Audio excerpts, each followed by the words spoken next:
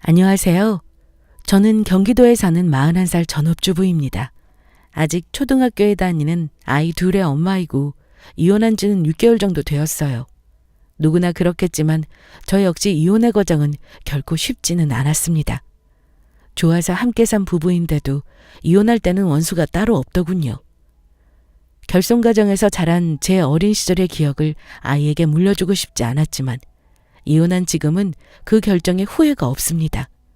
하고 싶은 거 다 하며 아이들과 행복하게 사는 지금이 훨씬 마음 편하고 행복하니까요. 제가 어떤 이유로 이혼하게 되었는지 제 사연 들어보시겠어요? 저는 어릴 때부터 엄마와 단둘이 살았습니다. 제가 10살쯤인가? 집을 나간 아빠 때문에 엄마는 식당일 같은 온갖 힘든 일을 하시며 저를 혼자 키우셨죠.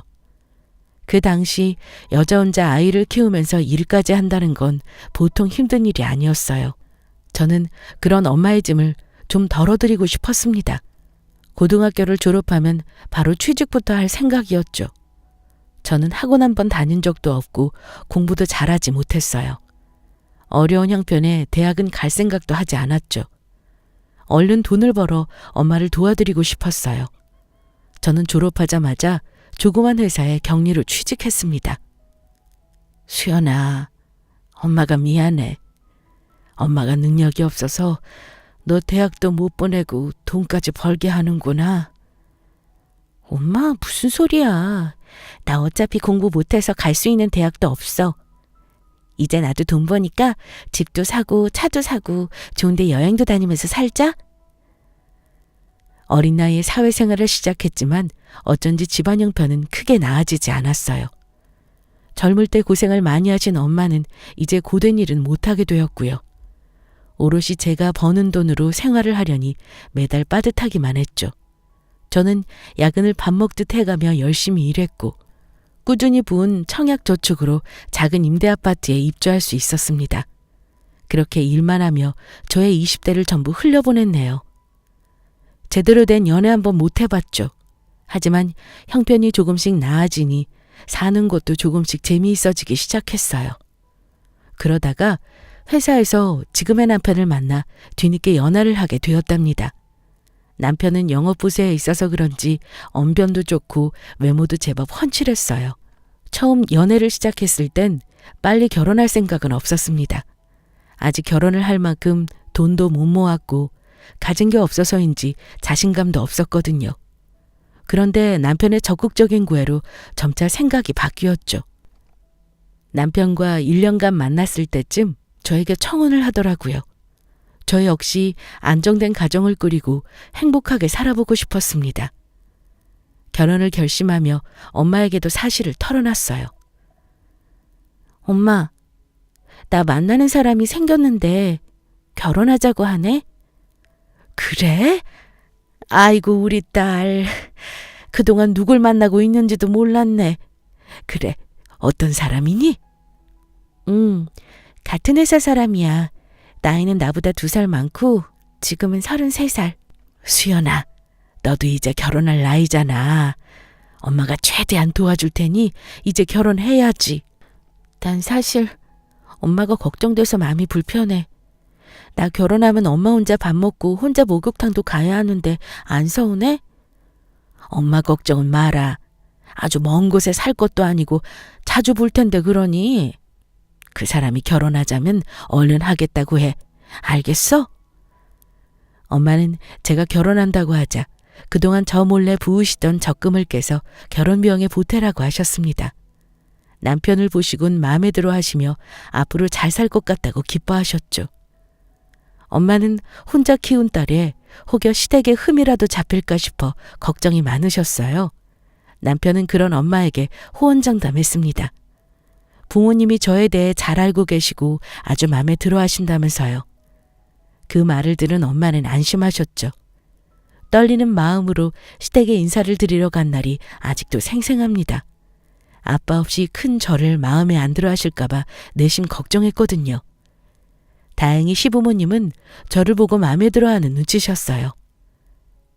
안녕하세요. 어머님, 아버님. 이수연이라고 합니다. 처음 뵙겠습니다. 그래, 네 얘기는 우리 현준이한테 들었다. 같은 회사 다닌다고? 부모님 이야기는 들었어. 엄마랑 같이 산다고 들었는데 결혼하면 아무래도 너희들끼리 살아야 하지 않겠니? 네, 어머니. 어차피 회사에서 가까운 곳에 살아야 하고 엄마 집 근처로 집을 얻을까 해요. 현준이한테 얘기는 들었겠지만 우리 집도 너희 결혼 많이 도와줄 수 있는 형편이 안 되는구나. 작게 시작하지만 네가 알뜰하게 살림하면서 잘 모으고 살도록 해. 저는 그렇게 남편과 결혼했습니다. 다행이라면 각자 사는 형편이 비슷했기에 가난한 우리 집이 흠잡힐 건 없었죠. 신혼집 전세 보증금은 서로 반반씩 보태고 모자란 돈은 대출을 받아 마련했어요. 저는 결혼을 해서도 계속 회사에 다니며 대출도 갚고 적은 돈이라도 엄마를 계속 도와드리고 싶었습니다. 같이 버니 더 여유가 있을 거란 생각에 저는 남편에게 엄마 용돈 얘기를 꺼냈어요. 오빠, 나 이번 달부터 엄마 30만 원씩 드리고 싶은데 그동안 거의 내가 번 돈으로 생활해서 엄마가 혼자 힘드실 것 같아. 뭐? 우리 형편에 30만 원은 너무 커. 당분간 우리 자리 잡을 때까지는 양가에 용돈 드리는 거 하지 말자. 나도 결혼 전에 부모님께 내가 버는 돈 절반씩 드렸어. 근데 이제 결혼했으니 일단 우리가 먼저잖아. 나도 이제 우리 집에는 돈 드릴 여유가 없어. 나중에 돈 벌면 장모님 모시고 살자. 응? 그때까진 집 사는 거랑 돈 모으는 거에 집중하자. 저는 남편의 말도 일리가 있다고 생각했습니다. 일단 우리가 잘 살아야 부모님께도 효도할 수 있는 거니까요. 엄마에겐 너무 죄송했지만 우리 상황을 잘 말씀드렸죠.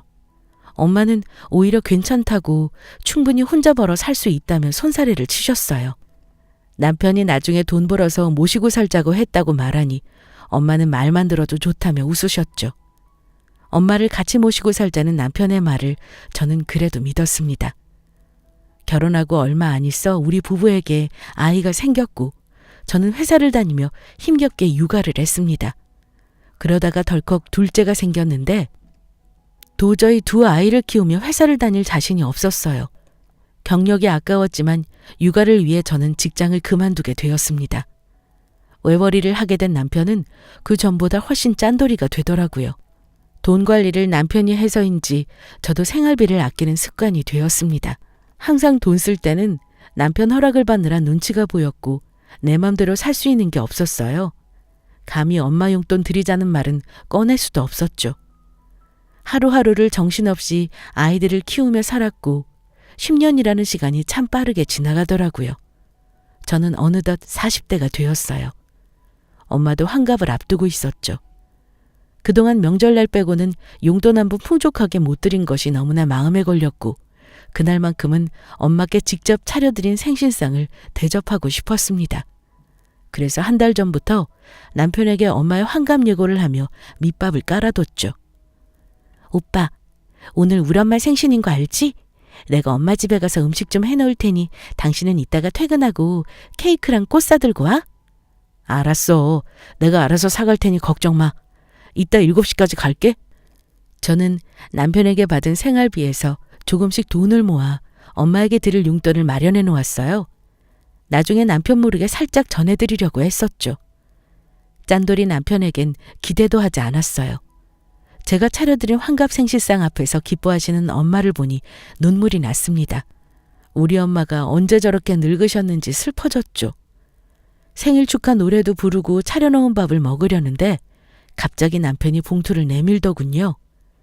장모님 생신 축하드려요. 친구분들하고 맛있는 저녁 한 끼 잡수셔요. 고마워 채서방. 혼자 돈 버느라 빠듯할 텐데 이런 걸 다 챙겨주고 고마워서 어쩌지? 내가 아껴서 잘 쓸게. 짠돌이 남편이 웬일인가 싶었습니다.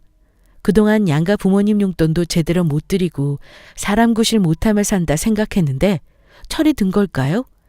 기대도 하지 않았는데 엄마 용돈을 준비한 남편에게 고맙더라고요. 집에 돌아오는 길에 저는 살짝 물어봤습니다. 오빠, 나 사실 생각도 안 하고 있었는데 고마워. 엄마가 너무 좋아하시더라. 근데 엄마 얼마 드렸어? 나 궁금한데 알려주라. 아이 그냥 적당히 드렸어. 너무 많지도 적지도 않게. 뭘 알려고 그래. 됐어. 이제 그만해. 저는 남편이 쑥스러워서 말을 아끼는 줄만 알았어요. 다음날 엄마와 전화통화를 하며 슬쩍 물어봤습니다. 엄마, 오빠가 얼마 넣어줬어? 이참에 내가 준 거랑 보태서 제대로 된 겨울 패딩 하나 사자. 뭐? 얘 엄마 패딩 필요 없어. 집에 옷도 많은데 패딩은 무슨. 엄마 괜찮아. 내가 준 거랑 합치면 50은 넘을 거 아니야. 엄마 자꾸 그렇게 아끼면 영영 못 사. 오빠가 얼마 넣어줬어? 제가 자꾸 캐묻자 엄마가 마지못해 대답하셨어요. 수연아, 최서방이 10만 원 줬더라. 내가 너 속상해 할까봐 얘기 안 하려고 했는데 너 괜히 남편이랑 싸우지 마, 응? 최서방도 혼자 보니 매달 드는 생활비에 대출 이자에 얼마나 힘들겠니? 뭐? 10만 원? 기가 막힌데 정말. 엄마에게 미안해서 얼굴이 뜨거워지더군요. 10만 원이라니 이건 안 주느니만 못한 돈 아닌가요? 남편이 저와 엄마를 얼마나 우습게 생각하는지 알 것 같았습니다. 화가 난 저는 남편이 얼른 퇴근해 오기를 기다렸어요. 남편이 오자마자 저는 따져 물었습니다. 오빠, 우리 엄마한테 용돈 10만 원 드렸다며? 그동안 당신이랑 살면서 엄마한테 용돈 한 번 맘대로 드린 적 없어. 근데 10만 원? 그거 우리 엄마 무시하는 거 아니야? 그럴 거면 차라리 드리지 말지 그랬어. 야, 지금 너 우리 집 생활비가 얼마나 드는지 알기나 해? 매달 내가 얼마씩 돈을 내고 있는지 아냐고. 용돈 못 드리는 건 우리 부모님한테도 마찬가지야. 알아? 나도 지금 자식 노릇 못하고 있다고. 결혼해서 10년 동안 혼자 뼈 빠지게 돈 벌어도 아직 집도 못 샀는데 뭐? 지금 너네 엄마한테 용돈 10만 원 줬다고 나한테 따질 일이야? 뭐? 너네 엄마? 막말하자 이거지? 그래 좋아. 나도 돈 벌 거야. 당신이 준 돈 더럽고 치사해서 못 쓰겠다. 한번 마음껏 쓰게 받았으면 말도 안 해. 생활비도 쥐꼬리만큼 주면서 유세 떠냐? 남편과 대판 싸우고 나도 이제 돈을 벌어야겠다고 결심했습니다. 저는 다음 날부터 구인 사이트를 뒤졌어요. 돈 벌어서 우리 애들 다니고 싶은 학원도 보내주고 남편 눈치 안 보고 엄마 용돈도 드리고 싶었습니다. 남편이 꼴 보기 싫어도 내 돈이 없으니 결국 같이 살 수밖에 없는 현실이 싫었어요. 나도 돈을 모아서 미혼 남편에게 이혼하자며 큰 소리 한번 쳐보고 싶었습니다. 그런데 제 나이가 이제 40대이다 보니 할 수 있는 일이 얼마 없더군요. 애들이 아직 어려 풀타임보다는 파트타임으로 해야 하는데 마땅한 일이 눈에 띄지 않았죠. 게다가 경력 단절이 10년 이상이라 자신감도 바닥을 쳤고요. 아이 둘을 케어하며 나가서 일을 할 수 있을까 점점 자신이 없어졌습니다. 그래서 다시 현실과 타협하고 말았습니다. 애들이 조금만 더 크면 그땐 꼭 돈을 벌어야지 하고요. 그렇게 남편과 사이가 틀어져 서로 대면대면하게 지내고 있을 때였어요. 10만 원 용돈 사건 이후 저는 남편에게 정이 뚝 떨어졌죠. 꼭 필요한 말 외에는 서로 대화도 하지 않았습니다. 남편은 끝까지 사과를 안 하더라고요. 자기 딴에는 큰맘 먹고 챙겨드린 용돈이다 이거죠. 남편이 너무 얄미워서 저는 집안에서도 남편을 피해 다녔습니다. 한 달 정도 지난 어느 날 저녁이었어요. 친정엄마한테 전화가 걸려왔는데 엄마 목소리가 이상했습니다. 울고 계신 듯한 목소리에 저는 놀라서 물었어요. 엄마, 무슨 일이야? 어디 아픈 거야? 말해봐. 수연아, 놀라지 말고 들어. 네 아빠 말이야. 엄마한테 연락이 왔어. 만나고 싶다고. 엄마 말을 듣고 저는 제 귀를 의심했어요. 아빠라는 건 제 인생에 없는 단어였거든요. 어렸을 때 저와 엄마를 버리고 나간 사람이 아빠랍시고 나타나다니 어이가 없었죠.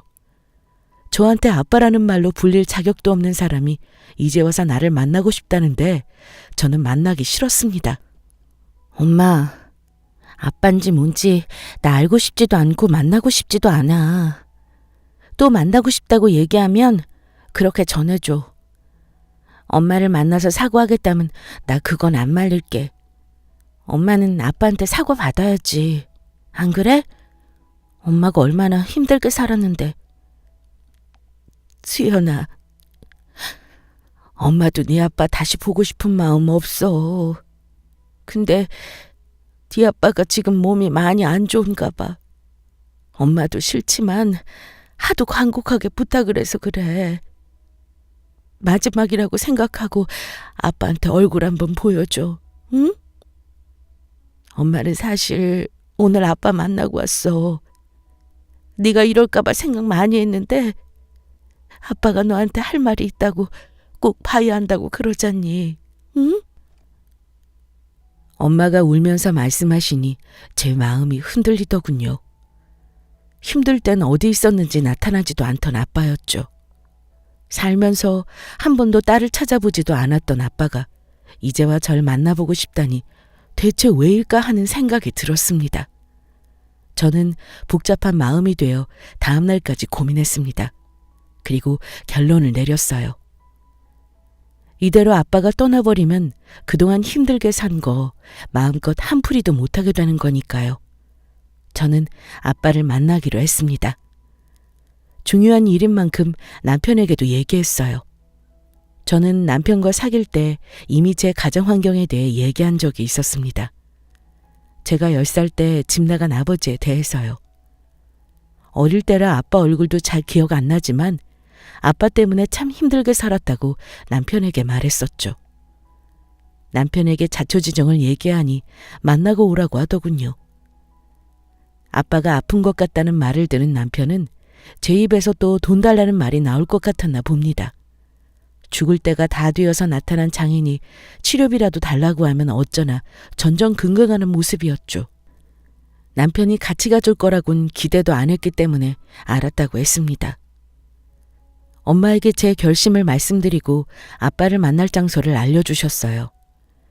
강원도에 있는 요양병원이었죠. 아빠를 막상 만나자 얘기하려고 했던 말들이 나오지 않았습니다. 기억 속의 아빠와 너무 다른 병들고 힘들어 보이는 노인의 모습인 아빠에게 차마 화를 낼 수도 원망의 말을 쏟아낼 수도 없었어요. 수연이니? 미안하다. 정말 미안하다. 아빠가 다 알아. 미안하다는 말밖에 할 말이 없구나. 아빠, 왜 이제야 저를 만나고 싶다고 하신 거예요? 저 엄마랑 정말 힘들게 살았어요. 그거 알아줘야 해요, 아빠. 그래, 알아. 엄마 만나서 얘기 다 들었다. 네가 나를 만나고 싶어 하지 않았다는 것도 다 알고 이해해. 아빠의 목소리를 듣자 그동안 참았던 눈물이 쏟아졌습니다. 수연아, 너도 알다시피 아빠가 많이 아파서 이제 오래 못 살아. 30년 아빠 노릇을 못했으니 너한테 그거 갚을 기회 주겠니? 아빠는 저에게 그동안 모은 재산이라며 서류 더미를 전해주셨습니다. 너랑 엄마한테 주고 싶다. 그동안 고생한 거에 비하면 얼마 안 되는 거지만 아빠는 이제 필요 없어. 너 힘들게 사는 거 엄마한테 다 들어서 알고 있어. 이제 이거 가지고 너 하고 싶은 거 하면서 애들도 남부럽지 않게 뒷바라지 해줘라. 아빠, 저 힘들게 살지만 아빠한테 돈 받겠다고 온 거 아닌데 왜 갑자기 저한테 재산을 주시겠다는 거예요? 생각지도 못한 아빠의 말에 저는 혼란스러웠습니다. 하지만 마음 한구석은 솔직히 기쁘더라고요. 맨날 돈 없이 쩔쩔매고 살았던 저에게 모든 재산을 주신다니 뒤늦게 나타난 아빠가 저에게 온 행운이라는 생각이 들더군요. 절대 남편한테는 말하지 마라. 알았지? 사람이 살다가 무슨 일이 생길지 모르는 거야. 땅은 너랑 엄마 이름으로 등기해놓고 현금은 네가 남편 모르게 잘 가지고 있도록 해라. 아빠를 만나고 돌아온 저는 남편에게 아빠가 곧 돌아가실 것 같다고 말했습니다. 남편은 그래 하고 짧게 묻고는 더 이상 관심을 보이지 않았어요. 자기가 챙겨야 할 가족으로 인정하지 않겠다는 거였죠. 저도 더는 아빠에 대해 얘기하지 않았습니다. 아빠가 남겨주신 재산에 대해서는 더더욱 말하지 않았고요. 차근차근 정리해서 엄마 몫도 드리고 나머진 제가 남편 모르게 갖고 있으려고 했죠. 아빠를 만나고 나니 30년간 있던 마음속의 응어리가 풀렸습니다. 저는 아빠의 존재를 항상 부정했지만 아빠는 저에게 항상 아픔이었던 거죠. 게다가 저에게 많은 재산까지 남겨주신 게 감사하기까지 했습니다. 생각지도 못한 아빠 덕을 보려고 그동안 힘들었던 건가 싶었어요. 저는 그 후 엄마와 함께 아빠가 계신 요양원을 몇 번 더 찾아갔습니다. 요양원 밖으로 나올 수 없는 아빠에게 손주들 사진도 보여드리고 그동안 못다한 얘기를 많이 나누었어요. 허락된 시간이 많지 않아 함께 있는 시간을 더 소중하게 썼던 것 같아요. 얼마 후 요양원으로부터 아빠가 돌아가셨다는 소식을 받았습니다. 저와 엄마는 아빠의 장례를 손수 치러드렸어요. 자주 찾아뵙기 위해 집에서 가까운 납골당에 모셔드렸고요. 정없는 아빠라 생각했는데 마지막 보내드리고 오는 길에 참 많이도 울었습니다. 철없는 남편은 뒤늦게 만난 아빠를 장인이라고 생각하지 않더군요.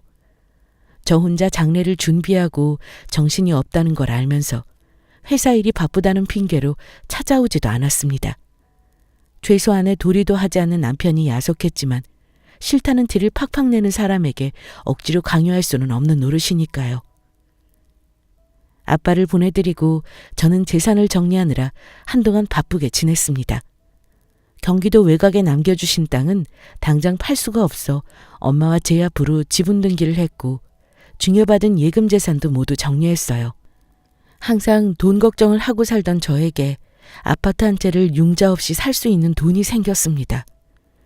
엄마 앞으로 남은 인생 편안하게 사시라고 두둑히 통장에 넣어놓았고 저도 큰돈이 든 통장을 갖게 되었어요. 하루에 몇 번씩 들여다보는 게 삶의 낙이 되더군요.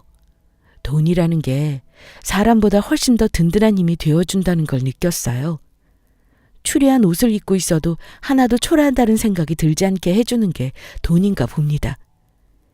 아빠의 장례를 치러드리고 얼마 지나지 않았을 때였습니다. 야근한다며 매일 늦는 남편이 그날은 술이 떡이 돼서 들어와 바로 골아떨어졌어요.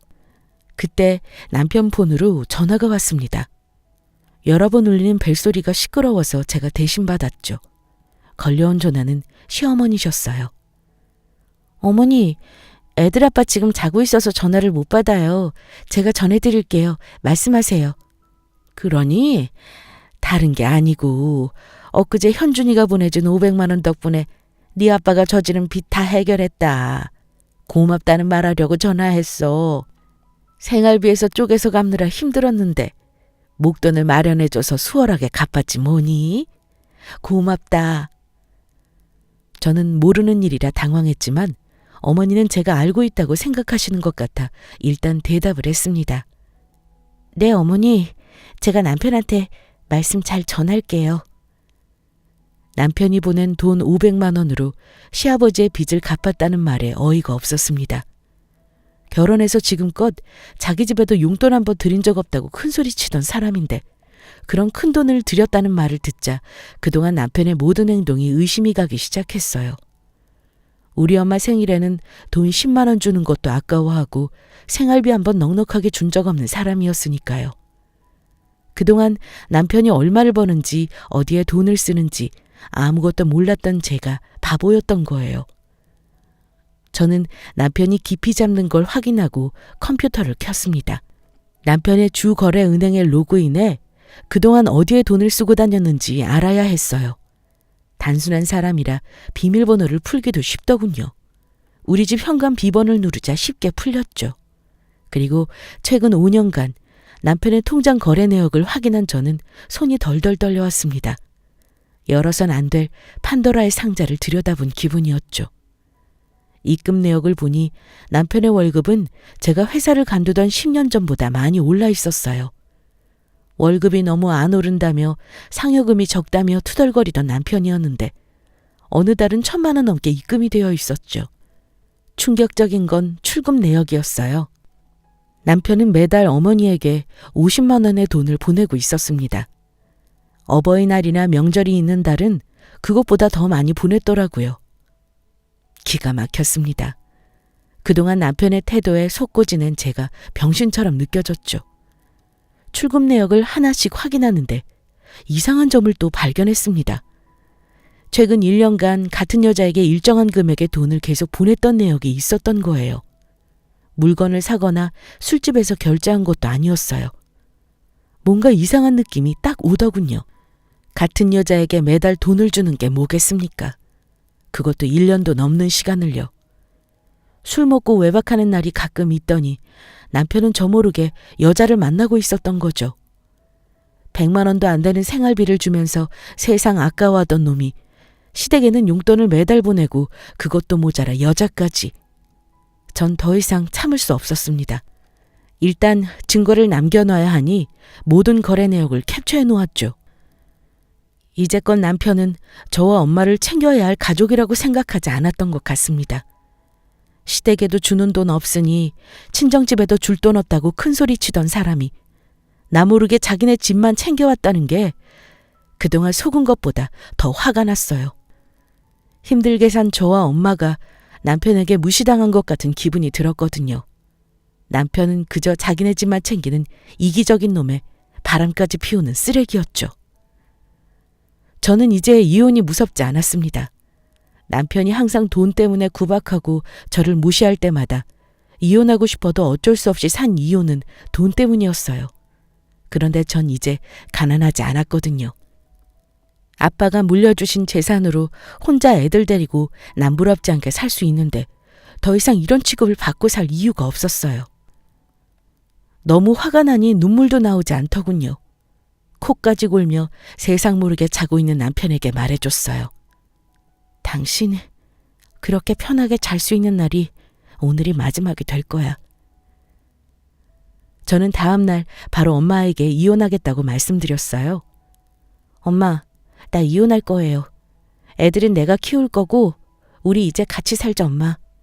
나 애들 아빠랑 이제 같이 못 살겠어요. 이혼이라니. 애들도 있는데 네가 참고 살아야 하지 않겠니?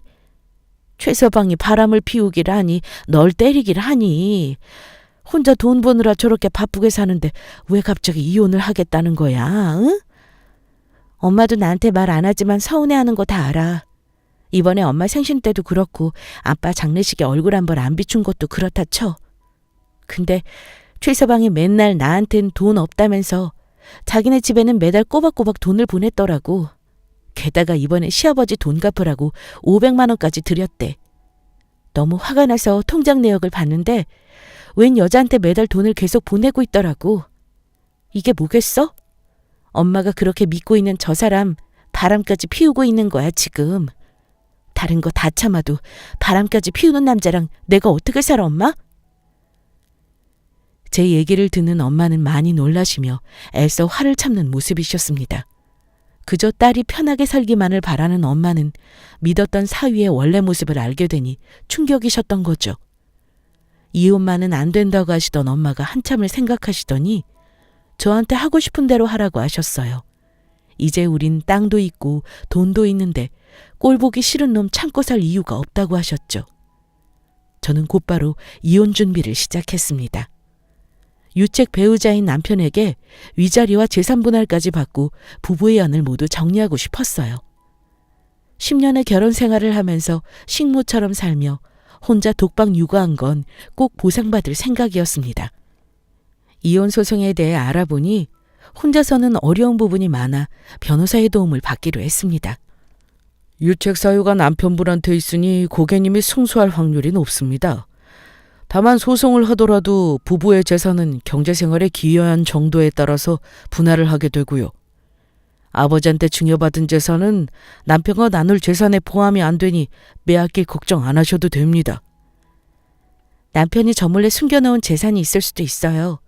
제가 알고 있는 건 집 전세 보증금하고 통장 잔액 정도거든요. 남편한테 받을 수 있는 건 최대한 받아내고 싶어요. 아이들은 제가 키우는 것으로 소장 작성 부탁드립니다. 저는 변호사를 만나 남편의 외도 증거인 통장 내역과 그동안 남편이 나를 부당하게 대우했던 모든 사건들을 정리한 자료를 넘겨줬습니다. 이제 남편에게도 이혼 의사를 알려야 했습니다. 퇴근하고 돌아온 남편에게 얘기했죠. 오늘 나 변호사 만나고 왔어. 나 당신하고 이제 같이 못 살 것 같아. 이혼해. 방금 일하고 온 사람한테 뭔 개소리야 당신. 갑자기 무슨 이혼을 한다 그래? 당신 이제까지 나 모르게 어머님한테 매달 돈 보냈더라? 그리고 그 여잔 뭐야? 당신 매달 돈 보내는 여자 말이야. 당신 바람 피우는 거 다 알고 있으니 잡아댈 생각 마. 그동안 나한테 겨우 살 만큼만 돈 주더니 당신 부모랑 그 여자한테는 아깝지도 않았나 봐. 나한테 이제 생활비 안 줘도 되니까 당신 마음대로 쓰면서 살아. 맨날 생활비 주느라 돈 없다고 노래를 불렀잖아? 내가 번 돈으로 우리 엄마 용돈 좀 드리는 게 무슨 문제야? 당신도 알다시피 두 노인네가 쓰면 얼마나 쓴다고. 내가 큰 돈 들인 것도 아닌데 왜 그래? 그리고 남의 통장 내역은 당신이 뭔데 몰래 뒤져봐. 당신이 돈 한 푼이라도 벌어왔어? 버는 돈도 없으면서 왜 큰소리야? 왜 없어?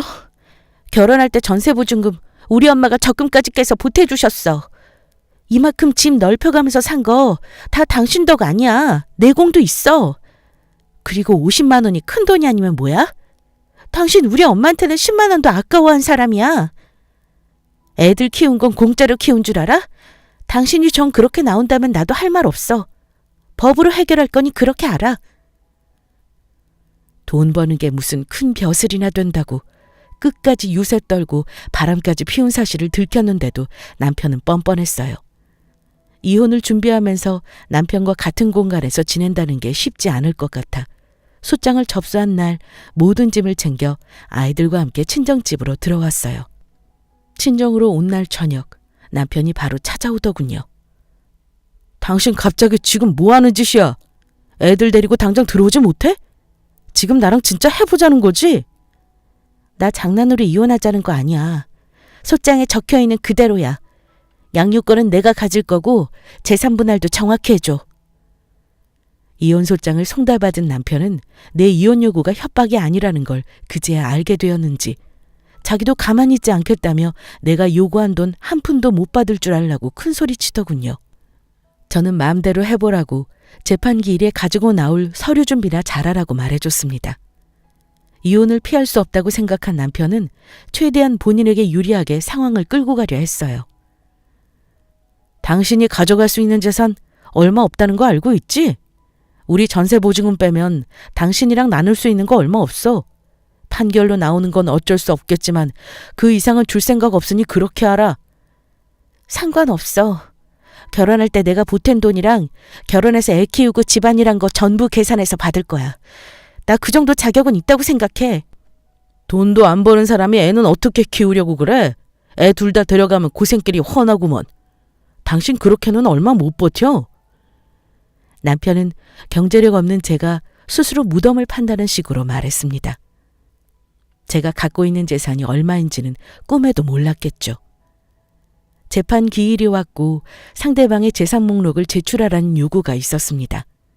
공동의 재산인지를 판단한 후에 기여도에 따라 재산 분할을 해야 하니까요.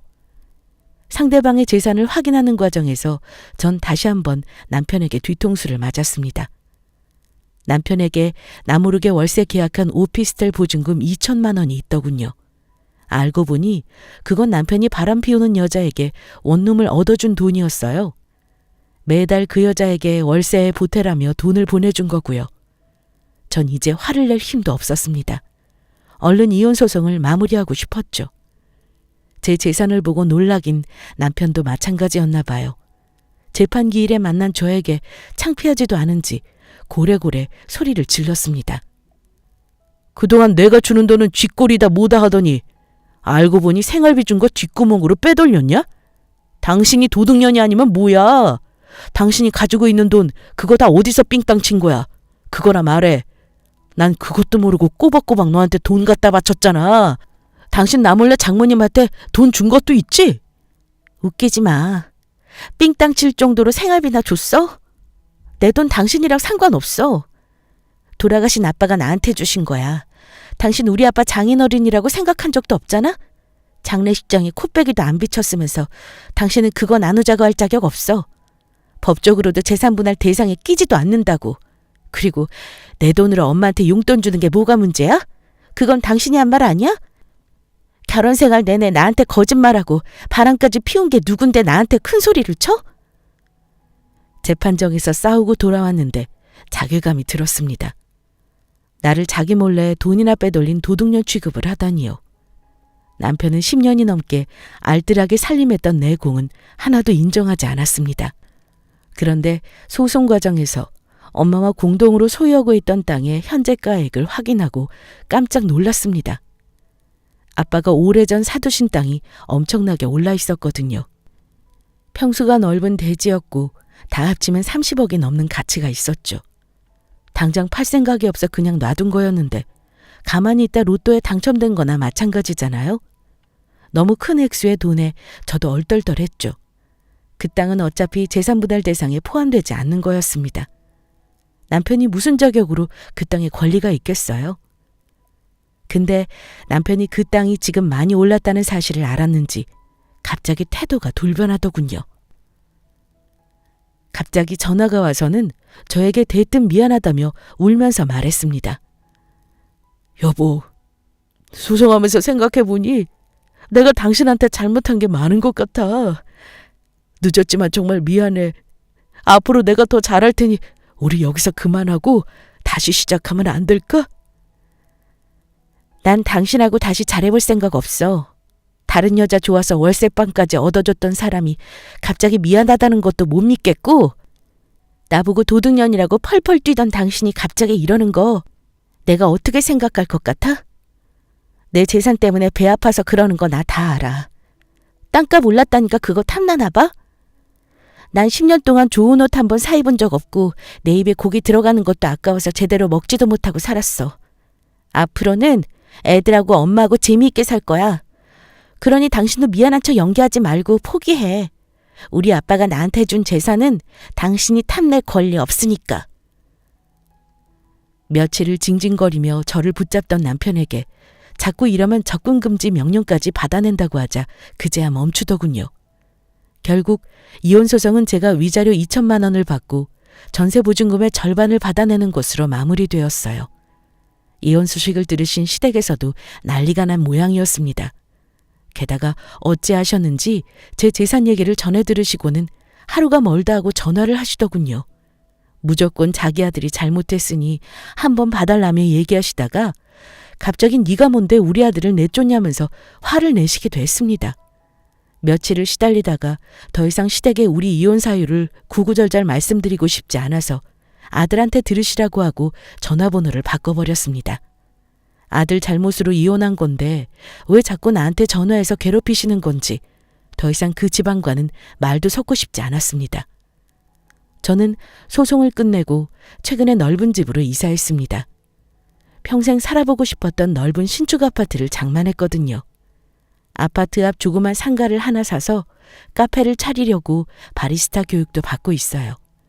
엄마와 맛있는 브런치도 먹으러 다니고 가끔 온 가족과 함께 호캉스도 즐기고 있습니다.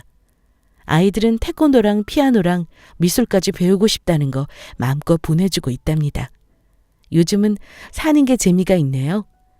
생활에 허덕이며 전전긍긍하던 때와는 다른 삶을 사는 게 너무 행복합니다. 돈이란 것이 그렇더라고요. 있어도 무섭지만 없으면 더 무서운 존재죠. 하지만 확실한 건 내가 소중하게 생각하는 걸 지키려면 반드시 돈이 필요하다는 거예요. 결혼 생활 내내 남편에게 기죽어 살던 제가 이렇게 인생 역전할 수 있었던 것도 다 돈 덕분이니까요.